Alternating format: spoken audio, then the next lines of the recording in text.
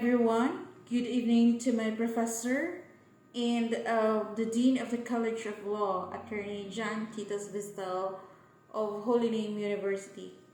Today I'll be discussing about a case, a landmark case in particular, which talks about the validity or constitutionality of Articles 1 and 2 of the Family Code.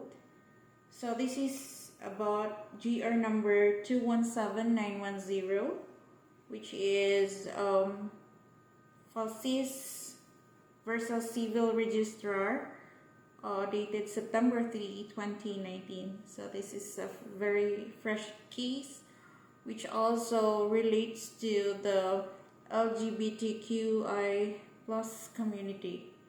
So to give you the insight of the case, we have here our petitioner, Jesus Ricardo M. Falsis III, and respondent, Civil Registrar General.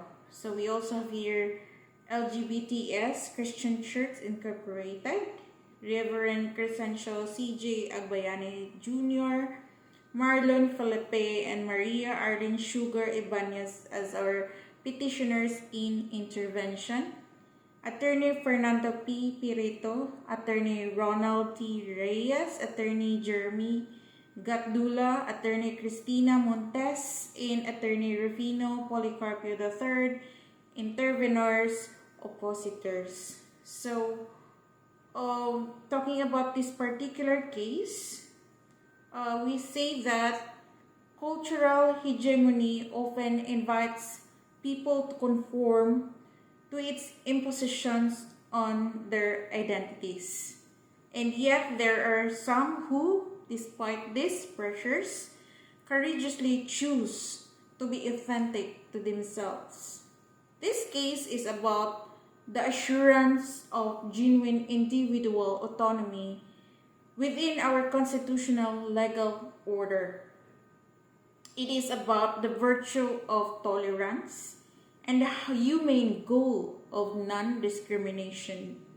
It is about diversity that encourages meaningful, often passionate deliberation. Thus, it is also about nothing less than the quality of our freedom. In this particular case, the court does not have the monopoly in assuring this freedom. With the most difficult political, moral, and cultural questions, the Constitution requires that we share with the political department of government, especially with Congress, the quest of solutions which balance interest while maintaining fealty to fundamental freedoms. Adjudication enables arguments between parties with respect to the existence and interpretation of the fundamental freedoms.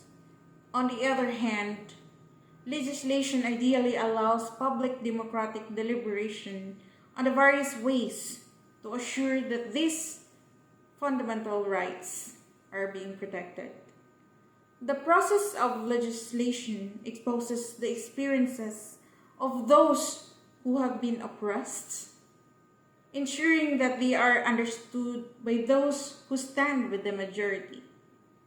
Often, public reason needs to be first shaped through the crucible of campaigns and advocates within our political forums before it is sharpened for judicial flat. Judicial wisdom is, in large part, the art of discerning when courts choose not to exercise their perceived competences. In this case, the court unanimously chooses the path of caution. Those with sexual orientations other than the heteronormative gender, this identifies that are transgender or fluid, or gender expressions that are not the usual manifestations of the dominant and expected cultural binaries. We call them lesbian, gay, bisexual, transgender, queer, intersex, and other gender and sexual minorities. They have suffered enough marginalization and discrimination within our society. We choose to be careful not to, and to add these burdens through the swift hand of judicial review. Marriage, as conceived in our current laws, may hew to the dominant heteronormative model, but asserting by judicial flat that it should, with all its privileges and burdens, apply to same-sex couples, as well as will require a precision in adjudication, which the circumstances in this case do not present. To do so assumes a blind and proven judicial fate that the shape of marriage in our current laws will be benign for same-sex couples. Progressive passion asserted recklessly may unintentionally impose more burdens rather than less. The pleadings assert a broad right of same-sex couples to official legal recognition of the intimate choices. They certainly deserve legal recognition in some way.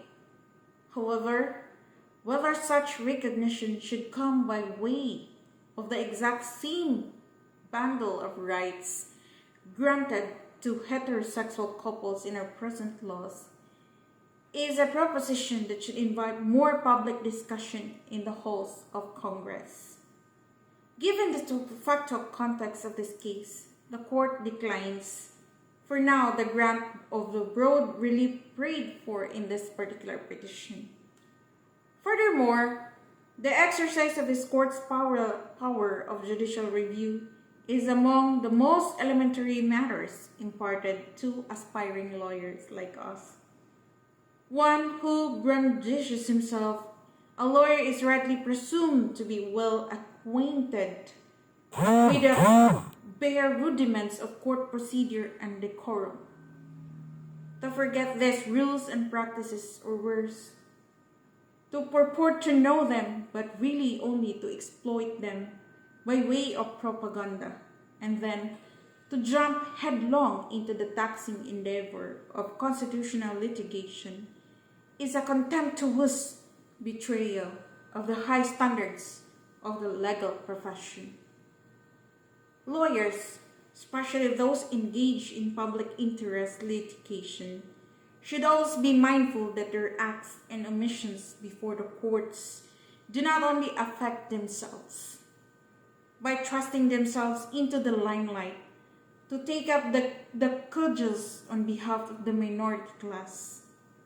Public interest lawyers represent the hopes and aspirations of a greater mass of people, not always with the consent of all the members of the class. Their errors and mistakes, their negligence, and lethargy have ripple effect on persons who have no opportunity to consent to the stratagems and tactics employed by ill-prepared and sophomoric counsels. So, as to the facts of the case, on May 18, 2015, Jesus Ricardo M. Falses III filed pro se before the court a petition for certiorari and prohibition under Rule 65 of the 1997 Rules of Civil Procedure. His petition sought to declare Articles 1 and 2 of the Family Code as unconstitutional and as a consequence nullifies Articles 46 and 55 of the Family Code. Falses claims that a resort to Rule 65 was inappropriate. Falses further argues that his petition complied with the requisite of the judicial review, of which the actual case or controversies, second, standing, third, was raised at the earliest opportunity, fourth, that the constitutional question is the very lis muta of the case. Falses justifies the direct recourse to this court by citing in addition to the alleged transcendental importance of the issues he raised, the supposed lack of need to trial concerning any factual issues. He also insists that the Constitution or the constitutionality of Articles 1 and 2 of the Family Code were the very least mota of his case. So, to conclude with this, the court finds these particular issues first, whether or not the mere passage of the Family Code creates the actual case of controversy reviewable by the court. Second, whether or not the self-identification of the said petitioner Jesus Nicardo M. Falsas III as a member of the LGBTQI plus community gives him the standing to challenge the Family Code. Third, whether or not the petition in intervention cures the procedural defects of the petition. Fourth, whether or not the application of the doctrine of transcendental importance is warranted. We also have some substantive issues raised here. First, whether or not the right to marry and the right to choose whom to marry are cognates of the right to life and liberty. Second, whether or not the limitation of civil marriage to opposite sex is a valid exercise of police power. Third, whether or not limiting civil marriages to opposite sex couples violates the Equal Protection Clause. Fourth, whether or not denying same-sex couples the right to marry amounts to a denial of their right to life or liberty without due process of law. Fifth, whether or not sex-based conceptions of marriage violate religious freedom. Sixth, whether or not a determination that Articles 1 and 2 of the Family Code are unconstitutional must necessarily carry with it the conclusion of Articles 46 and 55 of the Family Code on homosexuality and lesbians as grounds of annulment and legal separation. And finally, whether or not the parties here are entitled for the reliefs they are praying for. As a ruling from its plain text, the Constitution does not define or restrict marriage on the basis of sex, gender, sexual orientation, or gender identify or expression. Articles 15 of the 1987 Constitution concerns the family and operates in conjunction with Article 2, Section 12. Section 2, marriage as inviolable social institution, is the foundation of the family and shall be protected by the state. The right which is placed with significance on the procreation as a purpose or at the end of the family. Eventually, in this particular case, there is what we call as the evolution of the social concept of family that reveals the heteronormativity in the marriage is not a static anthropological fact. To continue the ground of family as social institution on the concept of complementarity of sexes is to perpetuate the discrimination faced by couples, whether opposite sex, same sex, who do not fit into the mold. There must be narrowly framed constitutional issues based on the justifiable controversy. In this particular case, there are a founding principle of supremacy of law. Judicial review is the court's power to decide on the constitutionality of exercising power with the other branches of the government and to enforce constitutional rights. In judicial review, there is an inherent in the court's judicial power. This is cited in Article 8, Section 1 of the 1987 Constitution. As the rule, the constitutionality of a statute will be passed on only if, to the extent that it is directly and necessarily involved in the justiciable controversy and is essential to the protection of the rights of the parties concerned. Fundamentally, to this court to exercise the immense power that enables it to undo the actions of the government branches, the following requisites must be satisfied. Number 1, There must be an actual case or controversy involving their legal rights that are capable of judicial determination. Number 2, the parties raising the issue must have standing or locus standi to raise the constitutional issue. Third, the constitutionality must be raised at the earliest possible opportunity, thus ripe for adjudication. And fourth, the matter of constitutionality must be very least mota of the case, or that constitutionality must be essential to the disposition of the case. In this particular case, we can say that our freedom to choose the way we structure our intimate relationships with our chosen significant other in a large sense defines us as human beings. Even opposite sex couples continually adjust the day-to-day terms of their partnership as their relationships mature.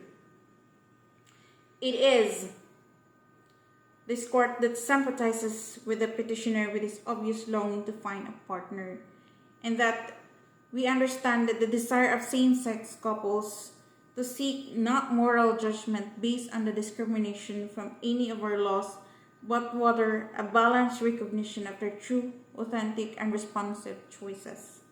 Yet the time for definitive judicial flat may not yet be there. This is not the case that presents the clearest factual backdrop to make the precision, reasoned judgment our constitutional rights are being protected.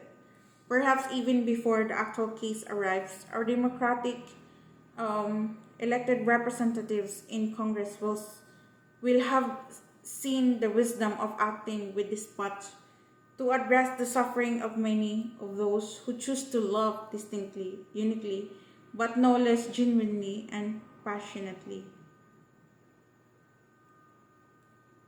And the court finally finds that the petition of the said petitioner has no basis in questioning Articles 1 and 2 of the Family Code. In that, in this particular case, the petition for certiorari and prohibition and the petition in intervention are dismissed.